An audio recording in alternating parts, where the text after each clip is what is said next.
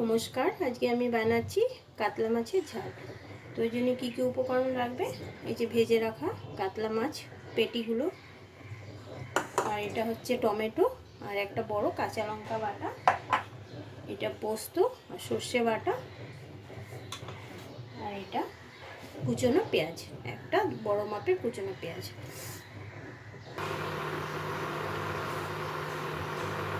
কড়াটা গরম হয়ে গেছে, এবার এর মধ্যে আমি সর্ষের তেল দিয়ে দেবো। এই কড়াতে আমি মাছ ভেজেছিলাম, এর মধ্যে বেশ খানিকটা সর্ষের তেল দিয়ে দেবো।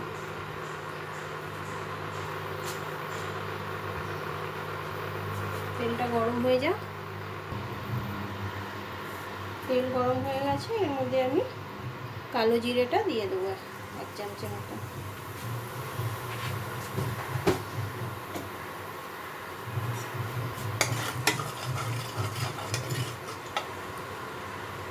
এবার এর মধ্যে কুচনো পেঁয়াজটা দিয়ে দেবো।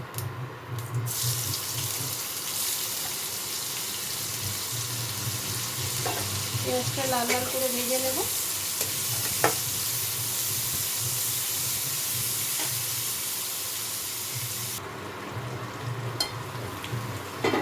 পেঁয়াজটা হালকা ভাজা হয়ে গেছে, এর মধ্যে এখন আমি নুন দিয়ে দেবো, তাহলে পেঁয়াজটা একটু নরম নরম হয়ে যাবে।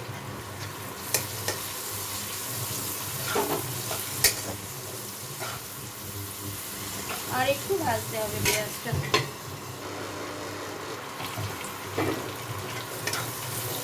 এবার এর মধ্যে আমি লঙ্কা টমেটো বাটাটা দিয়ে দেবো।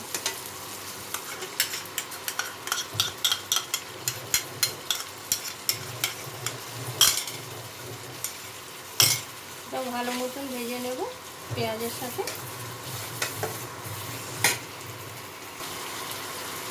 মশলাটা ভাজা ভাজা হয়ে গেছে, সাইড দিয়ে তেল ছেড়ে এসছে।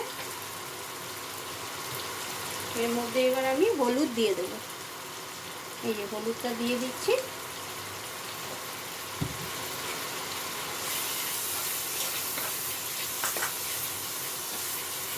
এবার আমি বাটির মধ্যে বেটে রাখা সর্ষে পোস্ত এটাও দিয়ে দেবো। সাদা হলুদ রঙের সর্ষেটা আমি নিয়েছি। এটা ভালো মতো কষিয়ে নিতে হবে মশলাটা।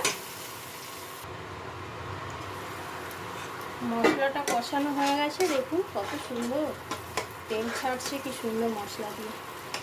এটা ভালো মতো মশলাটা কষাতে হবে, তবে গিয়ে একটু বেশি স্বাদ হবে। এবার আমি এর মধ্যে জল দিয়ে দেবো। ঝোল তো হবে না বেশি, শুকনো শুকনোই হবে।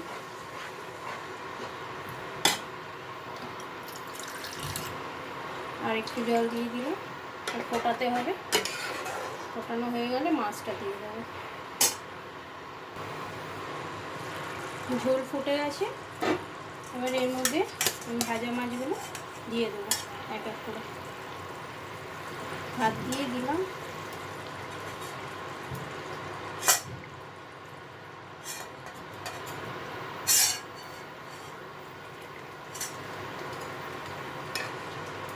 এভাবে একটু উল্টে দিতে হবে, তাহলে রসগুলো ভেতরে ঢুকে যাবে।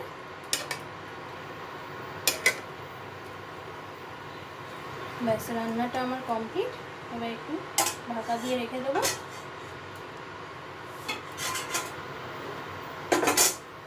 একটু ঢাকা দিয়ে রেখে দেবো।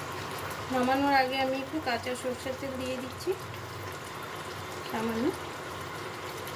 এবার বন্ধ করে দেবো। আমার মাছের ঝালটা কমপ্লিট। এবার আমি সার্ভ করে নিচ্ছি। এটা খেতে দারুণ লাগে গরম ভাত দিয়ে।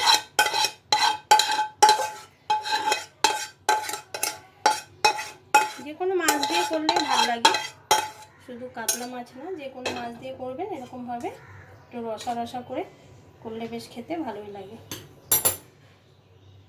তারপর দিয়ে দুটো কাঁচা লঙ্কা দিয়ে দিচ্ছি। এই যে আমার সর্ষে পোস্ত দিয়ে কাতলা মাছের ঝাল কমপ্লিট। যদি ভালো লাগে তো একটা লাইক করে দেবেন।